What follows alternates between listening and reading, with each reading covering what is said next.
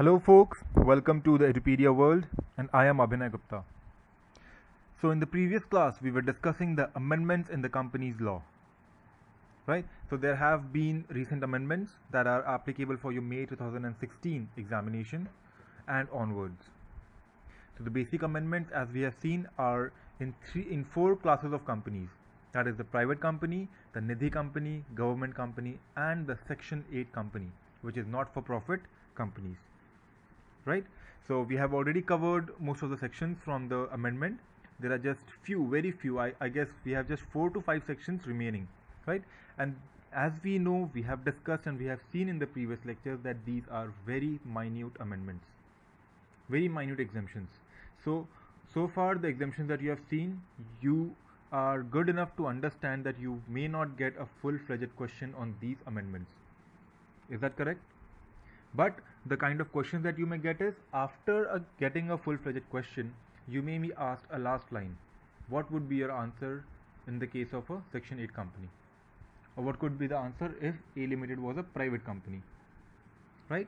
So these kinds of questions could be added. But my dear friends, I hope you people have the practice manual.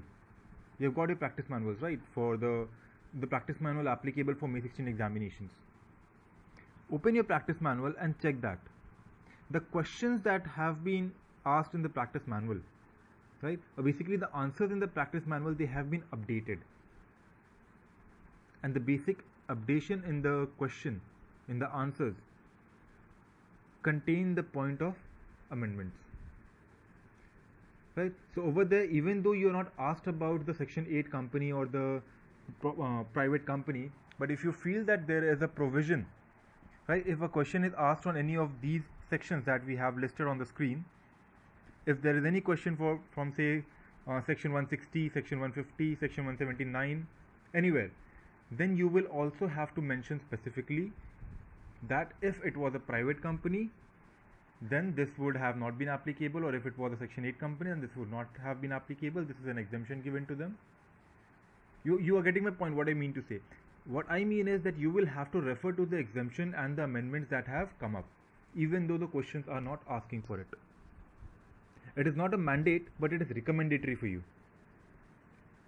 I'm advising it just because if you look at your practice manuals, you will find that even though there is no mention in the question about a private company or Section 8 company, the answers contain a note at the end of the answer. There's a small paragraph which talks about the exemption notification and the amendment. And you know, when we talk about the law paper, like, the content is very important, and the person who is checking the paper will give you more marks if your answer are similar to the answer that is given in front of them. And if that answer contains this paragraph, right, then they will expect you to include this paragraph in your answer. Otherwise, even if your answer is 100% correct, you may not get full marks, because according to the examiners, the answer is incomplete.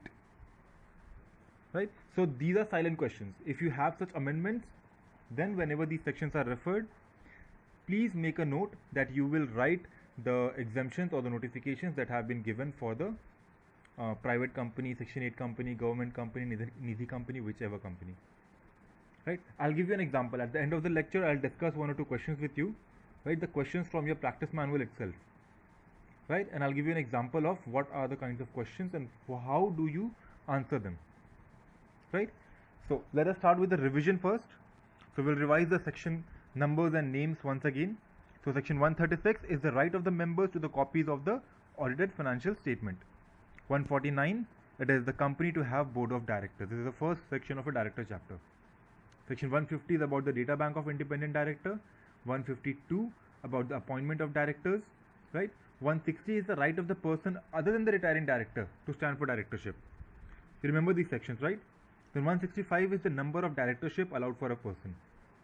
173 talks about the meeting of the board, and 174 talks about the quorum of that meeting of the board. Right? 177 is the audit committee. 178 is the NRC and the SRC. Right? 179 is the power of the board. 184 contains the disclosure of interest by directors, right? Then we have 188 and 189. 188 is the related party transaction and 189 is the register for contract or arrangement in which directors are interested, right? I hope you're revising it with me. These sections have to be on your fingertips, not just because of the amendments, but you need to know that if you are asked questions on these sections, try and include the note of amendment along with it, right? It is just for yourself, for your sake, to be safe in the examination. At the end of the day, if you have attempted 10 questions, written all the 10 answers very well, and you expect, if it's a 5 marks question, you expect 50 out of 50 over there, you may lose 1 mark each and you may get 40, right? So 10 marks would be a critical damage at that point of time.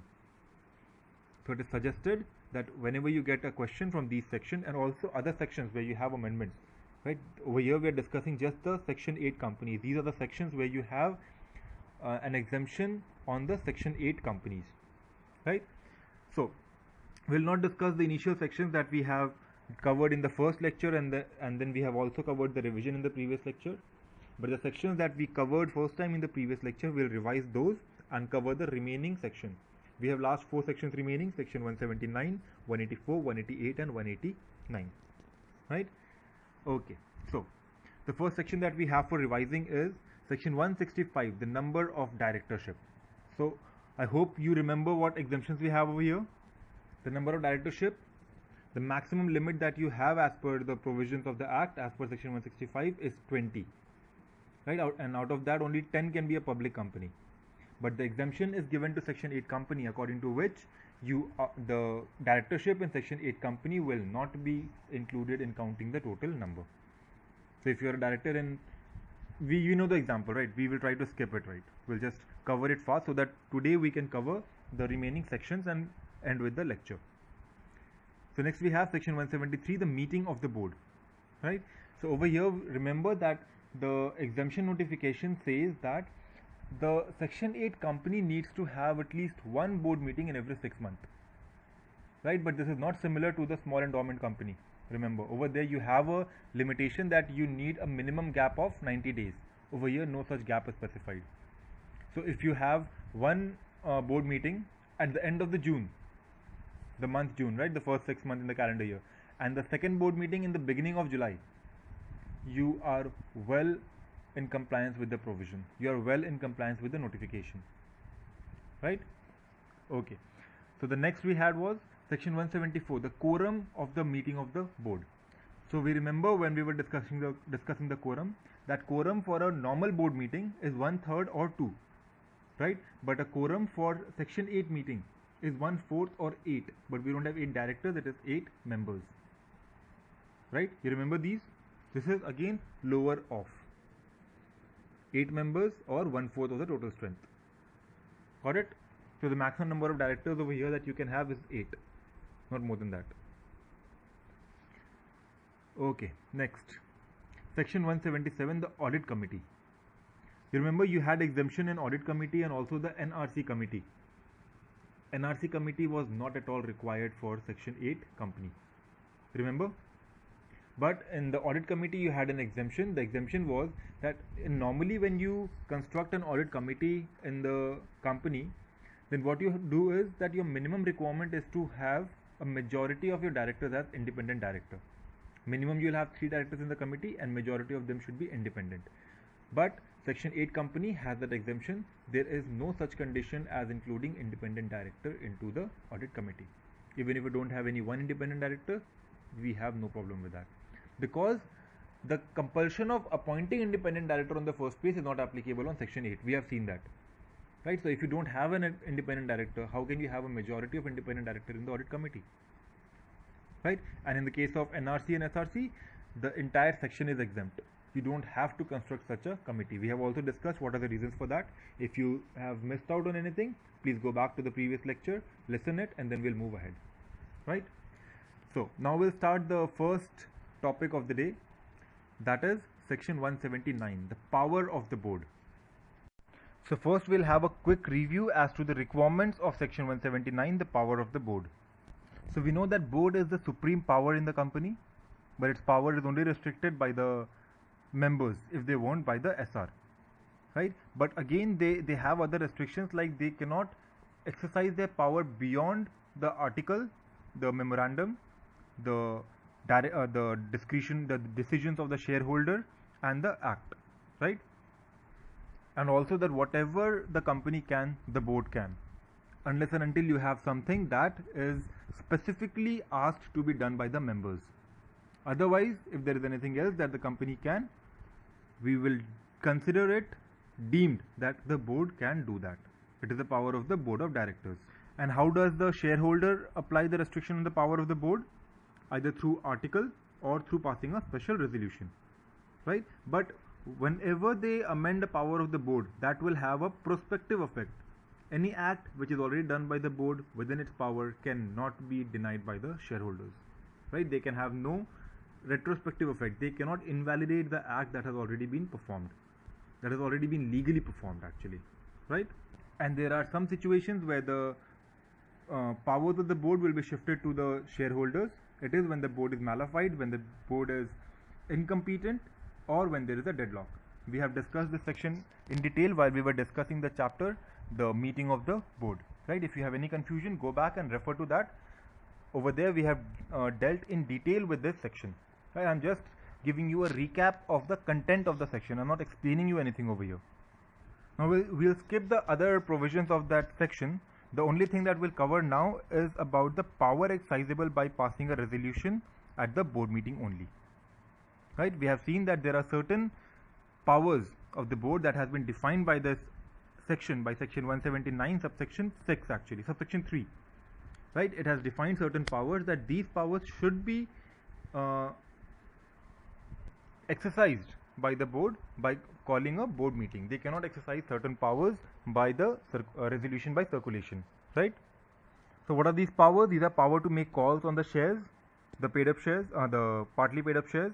Then power to authorize buyback. We also referred to section 68 over there when we were discussing the section.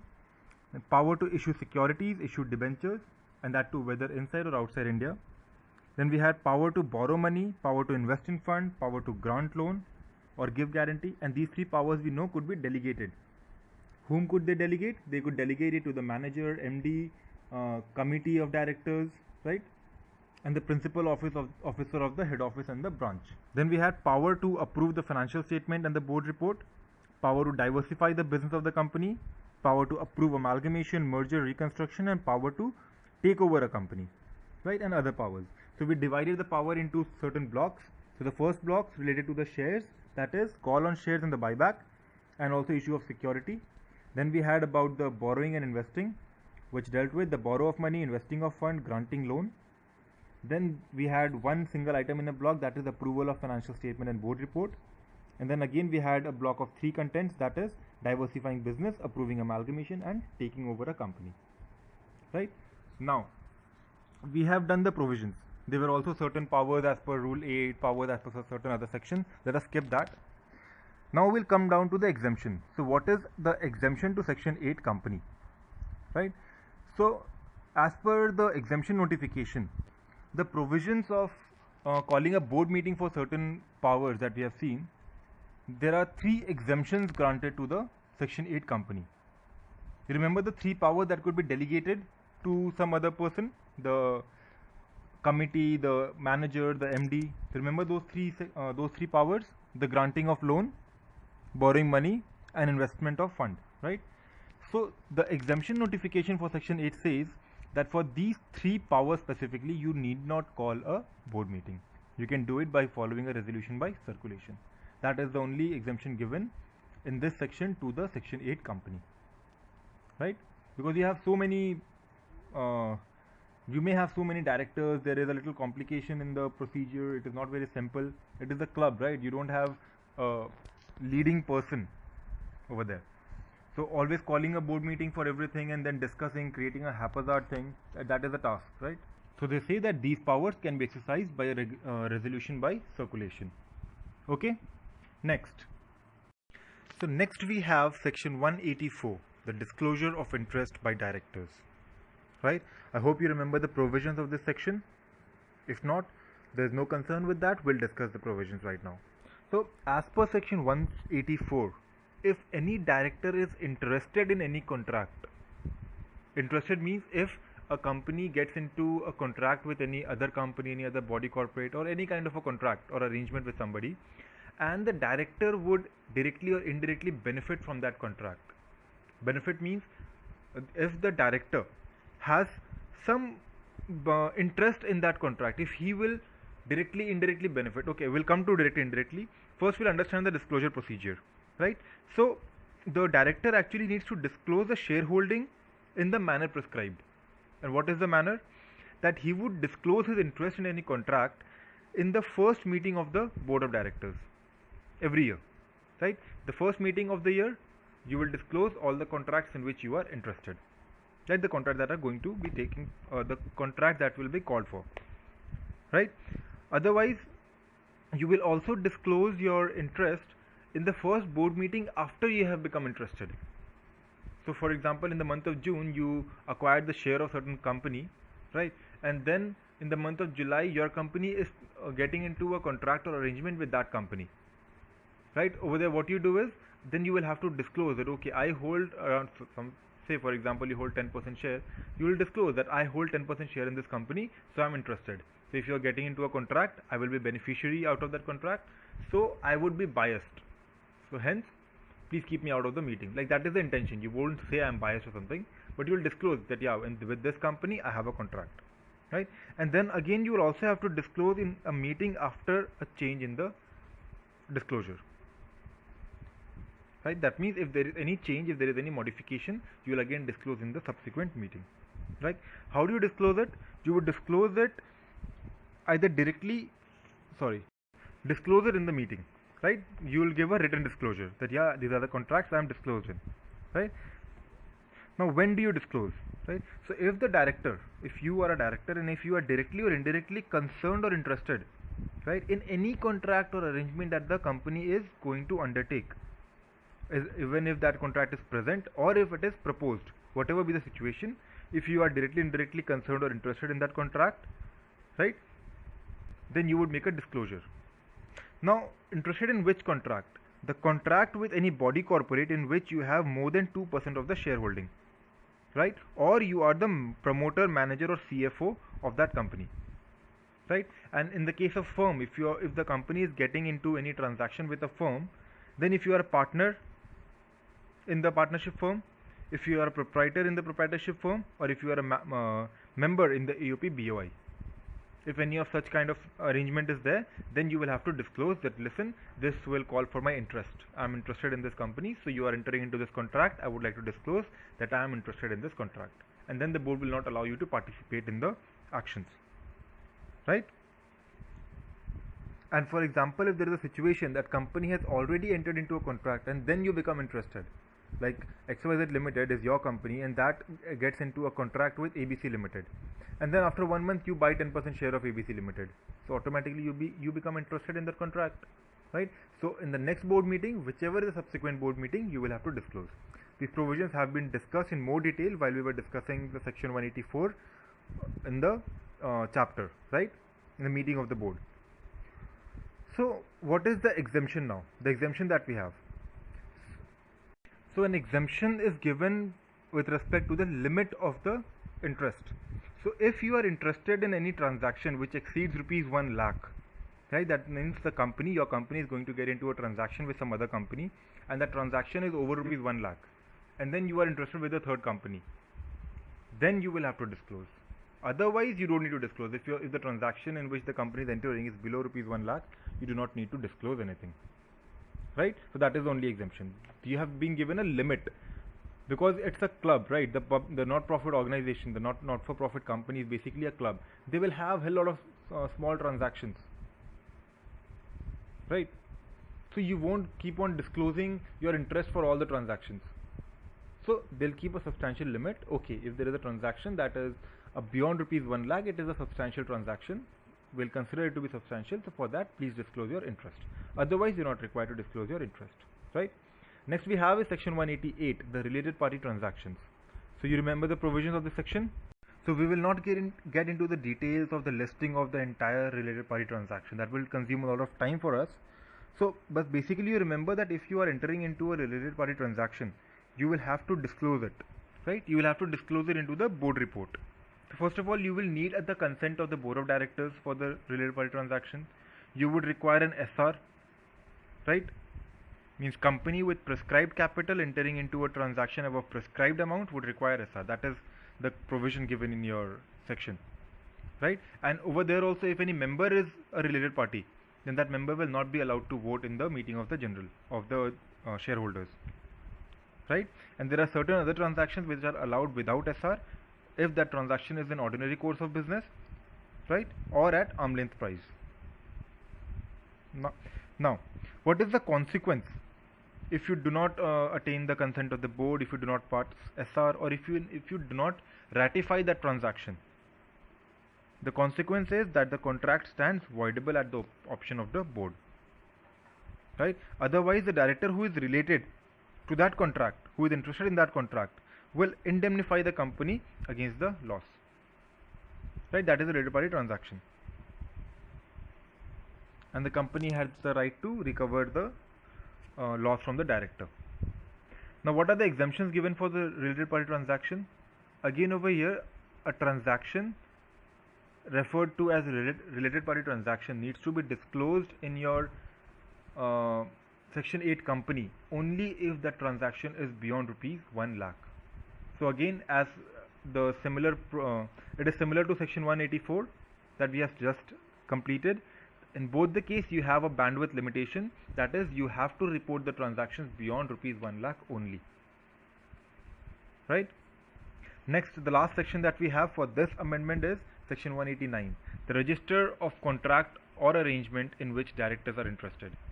So you know that, yeah, you are required to maintain a register where you'll maintain all the disclosures of the interest of directors, all the related parties, name and the transactions, right? And then when the register is prepared, if there is something updated over there, it is placed in the next meeting of the board and the board signs it, right?